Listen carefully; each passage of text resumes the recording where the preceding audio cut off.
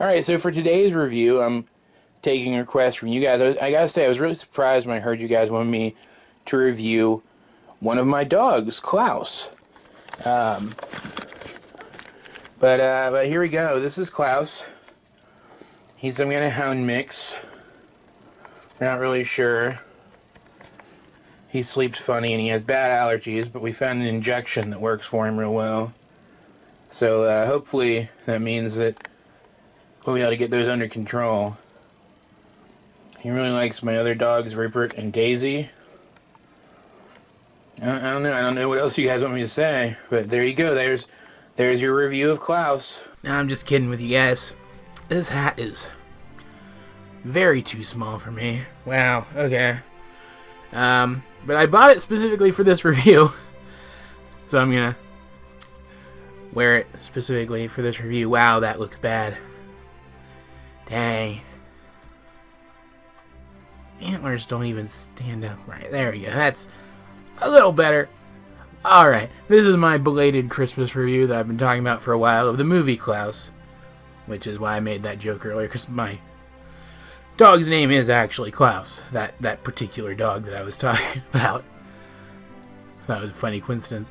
Anyway, this is a Christmas movie. I guess, kind of. Doesn't really feel like one until the end, even though this is an Origin of Santa Claus movie. And up to like the halfway point, I wasn't sure if I was gonna say that this was my favorite Origin of Santa Claus movie, that this was my favorite version of the origin of the mythos. But by the end, I don't know, man. It might be, which is really saying something, because I actually really like the mythology of Santa Claus. Like, not specifically the history, the real history that led to the creation of it, but like the myths themselves. I enjoy them a lot. And this, I think, blew most of them out of the water in terms of what it did for the character. And I think the thing that made it the most interesting to me was the point of view, because this is told from the point of view not of like Santa Claus himself, not of like a kid that he affected when they were young, now grown and like spreading the legacy around or whatever. It's told from the perspective of a postman, using the framing device of the letters sent to Santa Claus by kids. That postman is Jesper, played by Gideon Graves, and he is a privileged, spoiled brat. His father is the head of the Royal Post Office. He gave his son a chance to make something of himself by becoming a postman, and when that failed and Jesper assumed that he would just get to skirt along on his father's money for the rest of his life, his father says, "Hell's to the no," and sends him off to an oppressive, cold, remote town, primarily populated by two feuding clans, as they call themselves, both alike in indignity, with the task of establishing a post office there, something that no postman, even postmen significantly more experienced than Jesper, none of them have managed to do this. It's a seemingly impossible task, but Jesper's father assumes that, fueled by the threat of being cut off from his family's money, Jesper will find a way to make this work, and finally make something of himself and earn his family's prestige.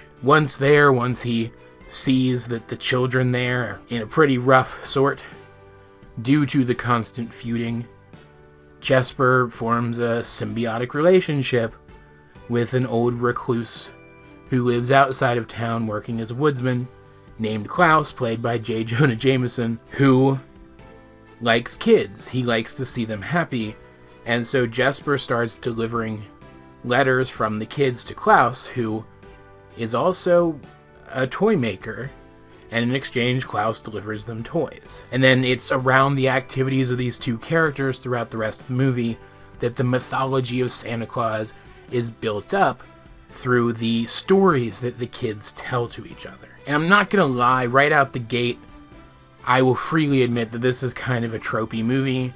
It has a lot of cliche moments, there are times all throughout this movie where once it gets going in a certain direction, it's not hard to tell at least the broad strokes of where it is about to end up.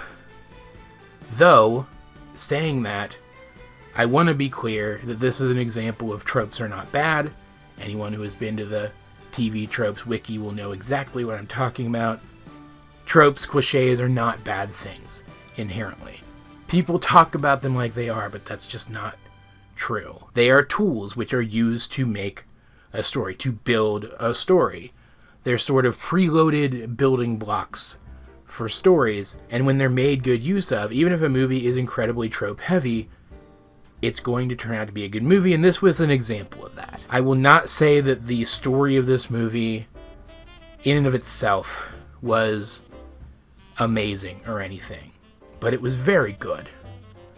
And particularly by the end, it threw me a couple of curveballs that I really didn't expect, and I did not see where it was going ahead of time, and it really surprised me. Like, throughout the rest of it, like I said before, I was able to predict each major event as it was about to happen.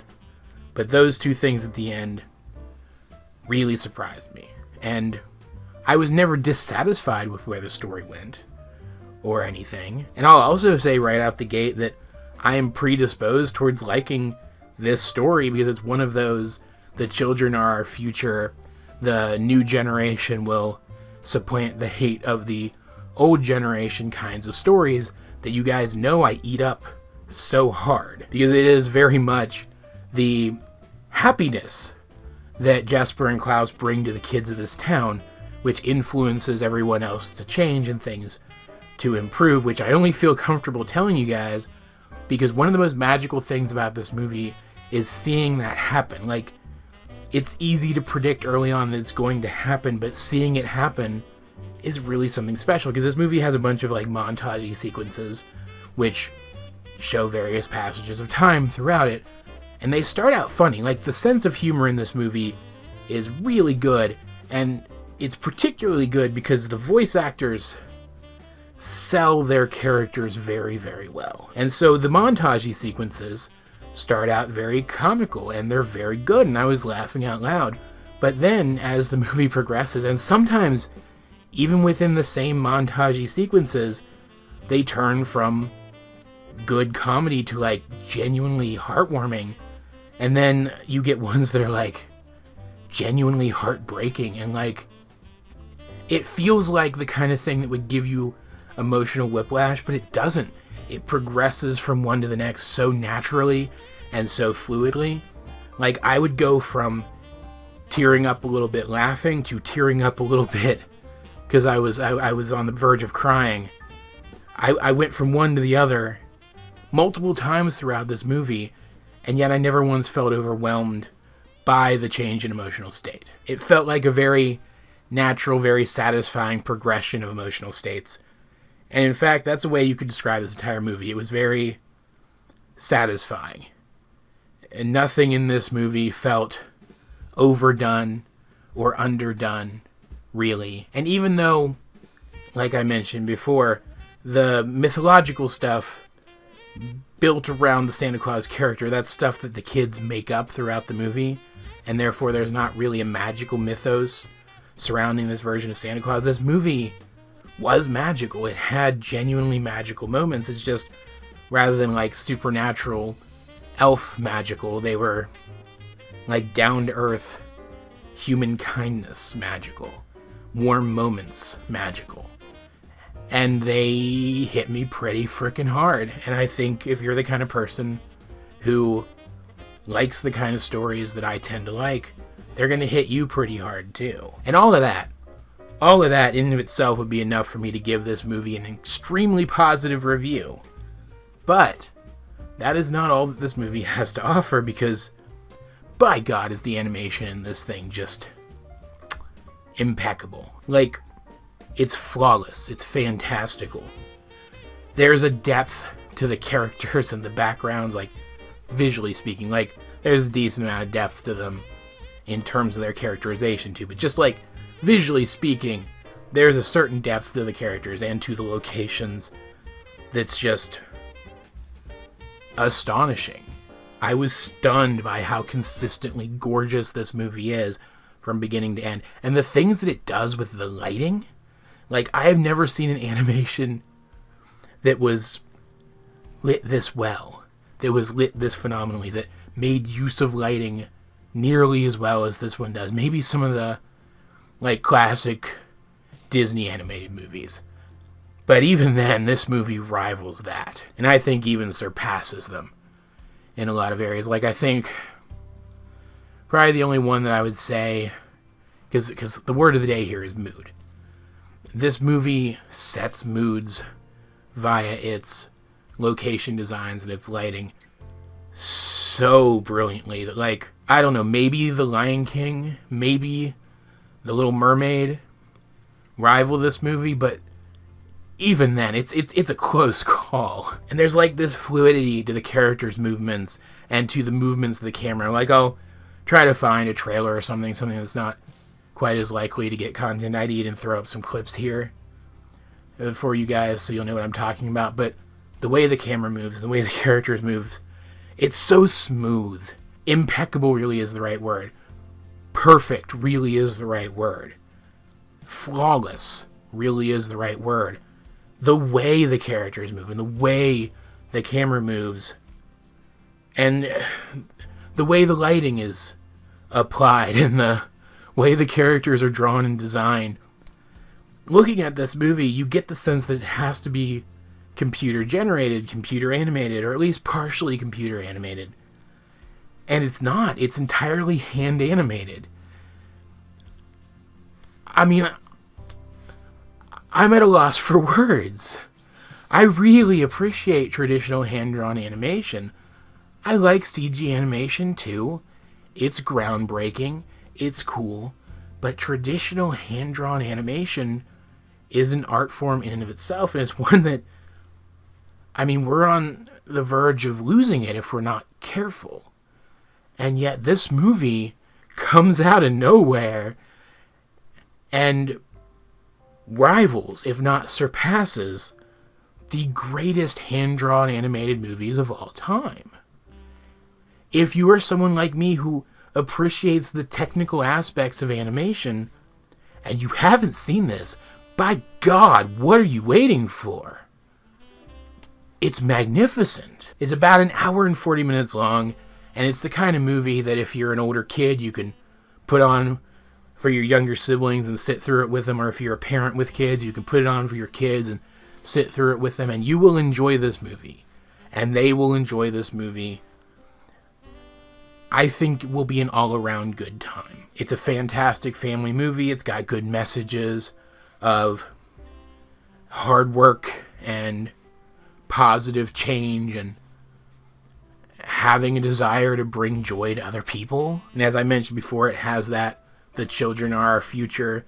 The young generation will overcome the hate of the old generation kind of vibes that I like so much. So even though this isn't specifically a message movie, you could say that it has a message to it, and it's a very good one. I mean, I don't know what else I can say to sell this movie to you. If after hearing all of this, after seeing the few clips that I felt comfortable sticking up here, you still don't feel like you should see this movie, then nothing I say is going to convince you, but I certainly hope you'll check it out. I don't think it was perfect all around. Like, I really liked this version of the Santa Claus origin myth, but this is still at its core the kind of story that's been told a couple dozen times already in one form or another. But even if it's not completely perfect, this is still one of the most enjoyable animated movies that I've seen in a very long time, and I think it would be a shame to not at least give it a chance. And seeing as how I was serious when I said that I don't know how else to try to sell this movie to you, I'm going to wrap the review up. As per usual, if you guys have seen the movie Klaus, what did you think of it? I'm expecting to hear good things, or read good things, in the comment section down below, or over on my Discord, link in the description. But either way, this has been AJ22, wishing you a late Merry Christmas, Happy Holidays, and Happy New Year. Hopefully you guys haven't completely given up on your resolutions yet, like I have. But choosing not to dwell on that, I will talk to you guys later.